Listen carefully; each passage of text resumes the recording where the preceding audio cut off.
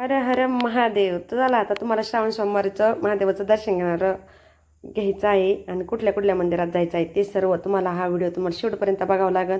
आणि जर हा व्हिडिओ शेवटपर्यंत बघितलं तर तुम्हाला डायरेक्ट कोपरगावमधले जनार्दन स्वामीच्या मंदिरातलं काशी विश्वेश्वरांच्या पिंडीचं दर्शन होणार आहे.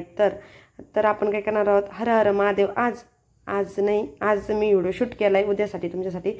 उद्या आहे श्रावणी सोमवार. तर आपल्याला आपल्या घराघरात या दिवशी आणि आपली परंपराच आहे श्रावणी सोमवार महादेवाची पूजा आणि कारल्याची भाजी, आळूची वडी का केली जाते, का खावी, तर हे सर्व तुम्हाला आजच्या व्हिडिओमध्ये मी सांगणार आहे.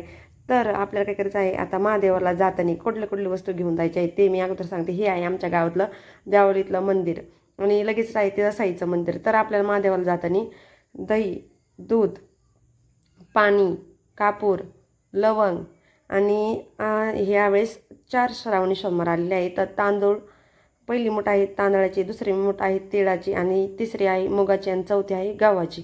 तर हे 4 सोमवारी 4 मुठी तुम्हाला घेऊन जायचे आहे. तर उद्याची आहे तांदळाची मूठ आहे. तर त्यासाठी तुम्हाला वस्तू सांगितलं, बेलपत्र, धोत्र्याचं फुल, पांढरं फुलं महादेवाला खूप आवडतात.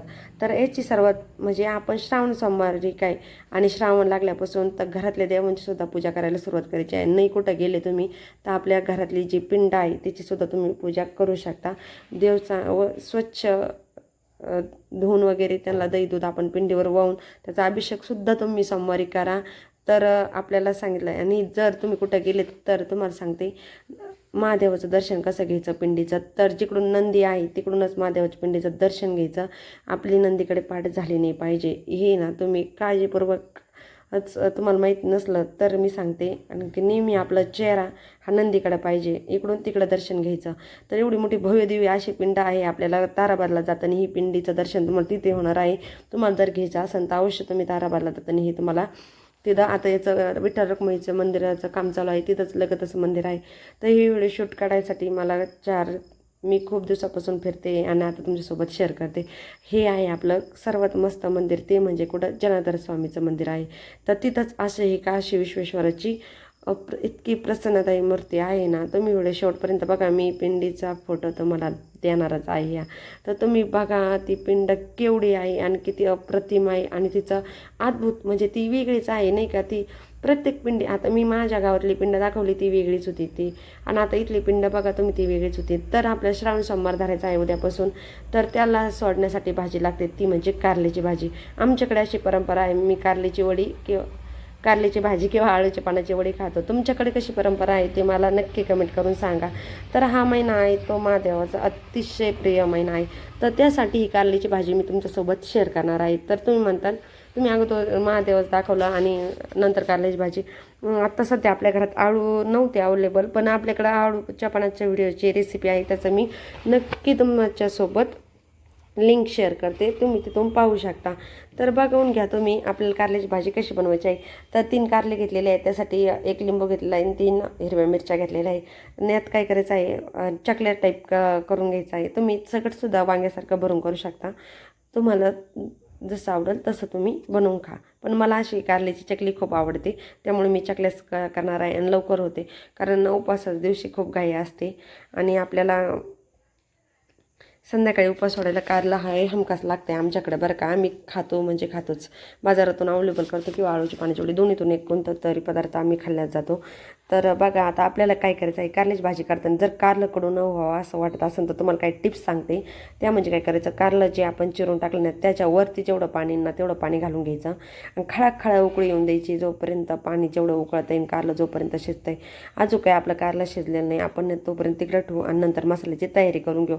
आपण धने वगैरे काही घालणार आहे, धने वगैरे स्किप करून टाकलेले आहे, पण शेवटी नक्की घालणार आहोत. त्याच्यामुळे व्हिडिओ तुम्ही स्किप न करता बघा. तुम्ही कारल्याची भाजी कशी करता ते सुद्धा मला कळवा.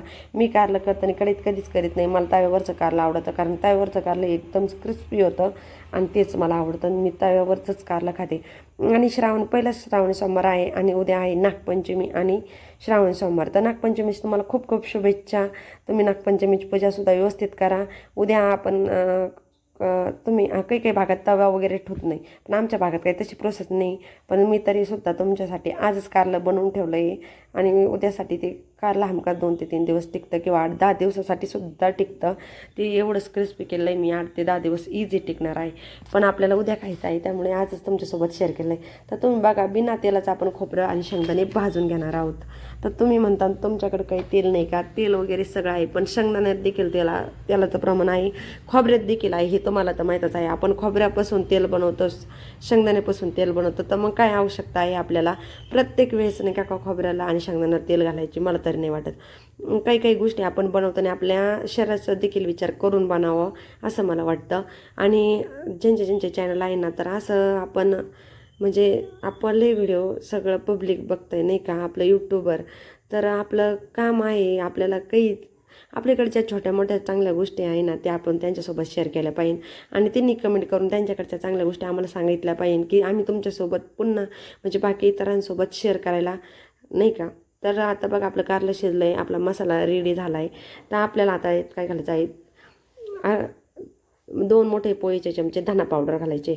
आणि काय करायचं आहे, त्यातच ना आपली घरची मिरची टाकून घेणार आहे 2 चमचे. ही खूप स्पायसी आहे, त्यामुळे आपल्याला काश्मीर लाल मिरचीसुद्धा घालावं लागणार आहे. थोडीशी हळद घालणार आहे, वरून आपल्याला हळद घालायची आहे. आणि हे करायचं आणि एक मिक्सरला फिरून घ्यायचं. तर बघा, आपला मसाला किती अप्रतिम तयार झालेला आहे. त्यानंतर घालायचं आहे एकच वेगळी तेलात आपण कारल्याची भाजी क्रिस्पी बनवून दाखवणार आहे. त्यात घालणार आहे थोडंसं जिरं. त्यानंतर लगेच हळद घालायची आहे, ती पण थोडीशी घालायची आहे, कारण आपण मसाल्यात देखील वापरले आहे. त्यानंतर आपल्याला जे कारले आपण उकडले शिजले, त्यात आपण काय केलं, पूर्ण चाळण्यावर नितळ्या ठेवून दिले ते. त्यामुळे याला पिळायची काही गरज नाही, पाणी एकदम परफेक्ट निचरून गेलेलं आहे. आपलं हे कारलं एकदम 5 मिनटात तयार केलं होतं, एकदम इझी. आणि काय करायचं आहे, गॅस आहे ना जेवढा होईल तेवढा फुलच ठेवायचा आहे, मंद आचेवर अजिबात ठेवायचं नाही. सगळं पाणी कारल्यातलं संपलं पाहिजे, तडतड आवाज आला पाहिजे, इथपर्यंत आपल्याला ते जेवढं होईल तेवढं परतून घ्यायचं आहे. याला वेळ लागतो बरं का, 2-3 मिनटं लागतात, तुमच्यासाठी सांगते. आणि त्यातच लगेच मीठ घालून घ्यायचं. मीठ घातल्याने काय होतं, आणखीन रुचकर होतं. तुम्हाला वाटतं कारलं आहे, पण माझ्या हातचं कारलं कडू नाही होत, कारण मी अशा टिप्स फॉलो करते. मी माझ्या आज तुमच्यासोबत शेअर केला आहे, कारण बऱ्याच जणांचं असं असतं की माझं कारलं कडू होतं, चिकट होतं, कसं काही मोकळं होत नाही वगैरे वगैरे.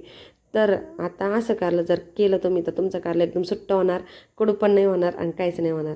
तर आपल्याला पाणी जास्त घालायचं आहे. दुसऱ्यांदा ते पाणी निथळून घ्यायचं, आणि निथळून जर नाही निघलं तर आपल्याला पिळून देखील कारले घेता येतात, काहीच अडचण नाही. पण ह्या चकल्या आहे त्यामुळे पाणी जास्त नाही राहील. पण आपण सगळं जर कारलं केलं तर त्याचं पाणी पिळावंच लागतं बरं का.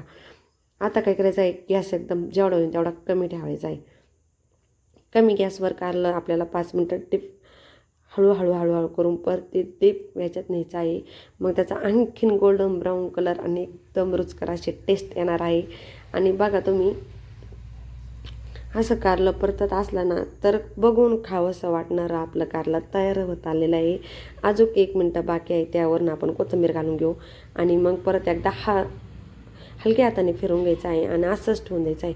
आपण काय करायचं आहे, आपला तवा खूप वेळ गरम असतो आहे आणि आता कारलं आपलं चांगलंच गरम आहे.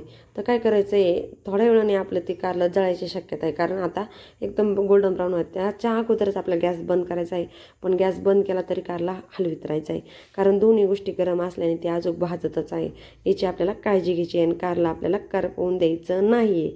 तर बघा, असा आपला व्हिडिओ होता, आपला असा ब्लॉग होता, कारल्याची भाजी श्रावण सोमवारचं. तुम्हाला महत्त्व कसा वाटला आजचा ब्लॉग? काहीतरी वेगळं तुमच्यासाठी शेअर केलं आहे. तुम्हाला आता दर्शन देणार आहे ते कोपरगावच्या काशेश्वर मंदिरातलं. तर बघा, आजचा व्हिडिओ कसा वाटला? खात राहा, आनंदी राहा.